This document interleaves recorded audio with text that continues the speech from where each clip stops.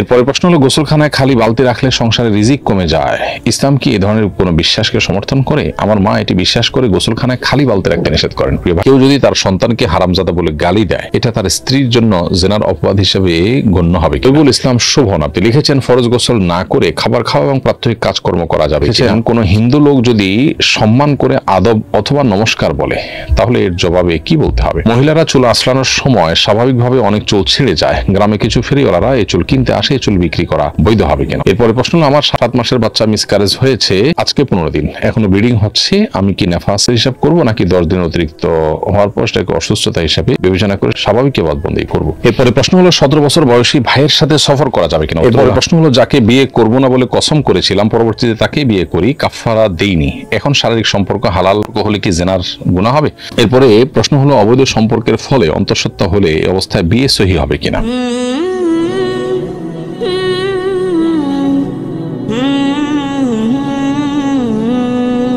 এরপরে প্রশ্ন হলো, গোসলখানায় খালি বালতি রাখলে সংসারে রিজিক কমে যায়।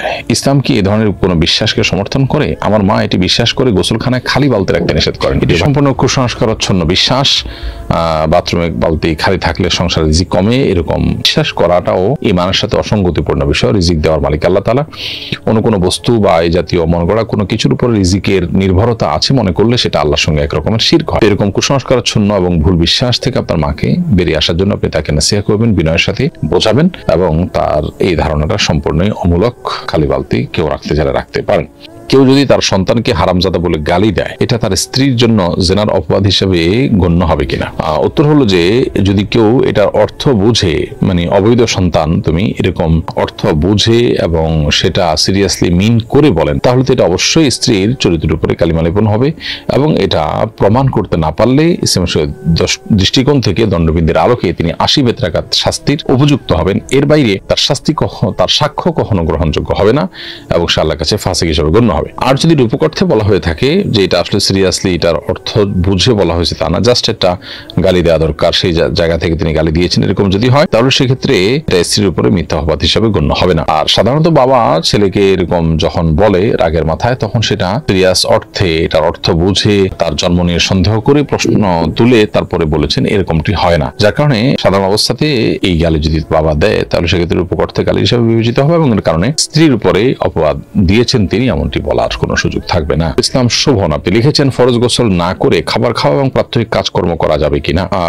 ফরজ গোসলের পর যদি ফরজ গোসলের আগে আপনি খেতে চান তাহলে খেতে পারেন, বা অন্য কোনো কাজ করতে চাইলে করতে পারেন। তবে ফরজ গোসলের আগে অন্য কিছু করতে চাইলে একটু উজু করে নিয়ে তারপরে সে কাজগুলো করাটা হলো উত্তম। কোন হিন্দু লোক যদি সম্মান করে আদব অথবা নমস্কার বলে, তাহলে এর জবাবে কি বলতে হবে? উত্তরের জবাবে তাকে হাদাকাল্লাহ বলতে পারেন, অথবা সৌজন্যতার খাতিরে তাকেও আপনি আদাব বলতে পারেন। বড় জব বাইরে এমন কিছু বলা ঠিক হবে না যেটা তার ধর্মীয় বিশ্বাস সংশ্লিষ্ট বিষয়। তবে ইসলাম আমাদেরকে সৌজন্যতা, মিনিমাম সৌজন্যতার কথা বলেছে। মুসলিম তো বটে, এমনকি আমাদের অন্য ধর্মাবলম্বী প্রতিবেশী পরিচিত লোকজন, তারা কেউ যদি আমাদেরকে কোনো অভিবাদন জানায় তাহলে সেক্ষেত্রে তাকে কিছু না কিছু রেসপন্স করা উচিত। যদিও কি দিয়ে আপনি রেসপন্স করছেন সেটা তার কোনো ধর্মীয় সিম্বল বহন করছে কিনা, বিশ্বাস বহন করছে কিনা, সেটা গুরুত্বপূর্ণ। মহিলারা চুল আঁচড়ানোর সময় স্বাভাবিকভাবে অনেক চুল ছেড়ে যায়। গ্রামে কিছু ফেরিওয়ালারা এই চুল কিনতে আসে, এই চুল বিক্রি করা বৈধ হবে কিনা? উত্তর হলো, আল্লাহ রাব্বুল আলামিন কোরআনে কারিমে বলেছেন, ওয়ালাকাদ কাররামনা বানি আদম, আমি আদম সন্তানকে বা মানুষকে সম্মানিত করেছি। অতএব মানবদেহের প্রত্যেকটা অঙ্গ আল্লাহ তাআলার কাছে সম্মানিত এবং মর্যাদার। মানবদেহের কোনো অংশ বিক্রি করা সম্পূর্ণ নাজায়েজ এবং গুনাহের কথা। এই জন্য এই ব্যবসা যতই জমজমাট হোক, যতই লোভনীয় হোক, চুল বিক্রি করা কোনো অবস্থাতে জায়েজ হবে না। এরপরে প্রশ্ন হলো, আমার 7 মাসের বাচ্চা মিসক্যারেজ হয়েছে, আজকে 15 দিন, এখনো ব্লিডিং হচ্ছে, আমি কি নেফাসের হিসাব করব নাকি 10 দিন অতিরিক্ত হওয়ার পর সেটাকে অসুস্থতা হিসাবে বিবেচনা করে স্বাভাবিক ইবাদতবন্দি করব? উত্তর হলো, 7 মাসের বাচ্চা যেহেতু হয়েছে এবং 7 মাসের বাচ্চা মিসক্যারেজ যেহেতু হয়েছে, অতএব এটা নেফাস হিসেবে বিবেচিত হবে এবং যতদিন পর্যন্ত ব্লিডিং আছে ততদিন পর্যন্ত আপনি নেফাস হিসেবে গণ্য করবেন এবং নামাজ কালাম পড়বেন না। অবশ্য 40-এর পর হলে নেফাসের সাধারণ নিয়ম অনুযায়ী আপনি 40 দিন পার হয়ে গেলে তারপরে অটোমেটিক আপনি নামাজ কালাম পড়তে হবে। 40 দিনের বেশি নেফাস গণ্য হয় না। তাহলে 7 মাসের বাচ্চা মিসক্যারেজ হয়ে গেলে যে ব্লিডিং হচ্ছে, সেই ব্লিডিংটাকে নেফাসের রক্ত হিসেবে গণ্য করা হবে, এটাকে সাধারণ অসুস্থতা হিসাবে বা ইস্তেহাজা হিসাবে গণ্য করার সুযোগ নেই।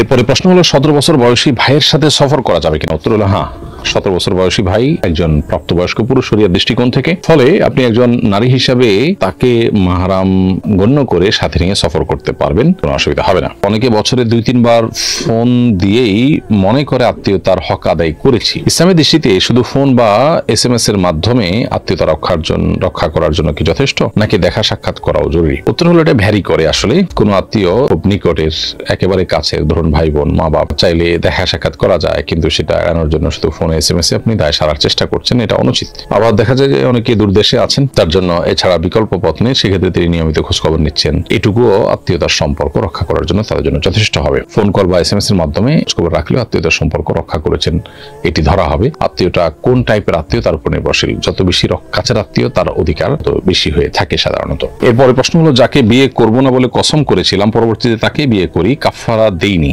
এখন শারীরিক সম্পর্ক হালাল হলে কি জিনার গুনাহ হবে? উত্তর হলো, বিয়ে করবেন না বলে কসম করার পর যদি বিয়ে করে ফেলেন তাহলে কসম ভঙ্গ হয়েছে। আর কসম ভঙ্গ হলে কাফারা দিতে হয়। কাফারা হলো 10 জন মিসকিনকে খাবার দেওয়া কিংবা 3টি রোজা রাখা। এই দুটির যে কোনোটি করলে ইনশাআল্লাহ আপনার কসমের কাফারা আদায় হয়ে যাবে। যদি সেটি আপনি করেন তাহলে সেক্ষেত্রে আপনার যে কসম ছিল সেটা উঠে গেল, প্রত্যাহার হয়ে গেল, এবং শারীরিক সম্পর্ক করা এটা কোনো অবস্থাতেই জেনা বলে বিবেচিত হবে না। এমনকি কাফারা আদায় নাও করেন তারপর এটা জেনা হিসেবে বিবেচিত হবে না। তবে কাফারা দেওয়াটা আপনার জন্য ওয়াজিব হবে, না দিলে আপনি গুনাহগার হবেন, কারণ আপনি কসম ভঙ্গ করেছেন। এরপরে প্রশ্ন হলো, অবৈধ সম্পর্কের ফলে অন্তঃসত্ত্বা হলে এই অবস্থায় বিয়ে সহি হবে কিনা? উত্তর হলো হ্যাঁ, অন্তঃসত্ত্বা অবস্থায় যদি বিয়ে হয় তাহলে বিয়ে সহি হবে। অবৈধ সম্পর্কের ফলে যদি এটা হয়ে থাকে সেক্ষেত্রে সেটার জন্য আলাদা করে আল্লাহর কাছে তওবা এবং ইস্তেগফার করে নিতে হবে। তওবা ইস্তেগফারের পর বিয়ে বন্ধনে আবদ্ধ হতে চাইলে আবদ্ধ হতে পারেন। এমনিতে সাধারণ অবস্থাতে কোনো নারী অন্য কোনো পুরুষের সন্তান তার গর্ভে ধারণ করেছেন, তাহলে সেক্ষেত্রে তালাক হলে সন্তান প্রসব হওয়ার পর অন্য কোনো জায়গায় বিয়ে বসতে পারবেন।